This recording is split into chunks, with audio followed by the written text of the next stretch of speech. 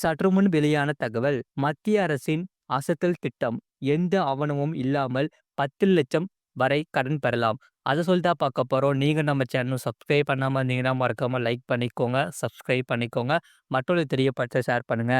பிரதான் மந்திரி முத்ரா யோஜனா என்பது லட்சிய நோக்கத்துடன் இந்திய அரசாங்கத்தால் தொடங்கப்பட்ட ஒரு சிறப்பு திட்டமாகும். இந்த திட்டமானது சிறு குறு நிறுவனங்களுக்கு முறையான கடன் கிடைக்க உதவுகிறது.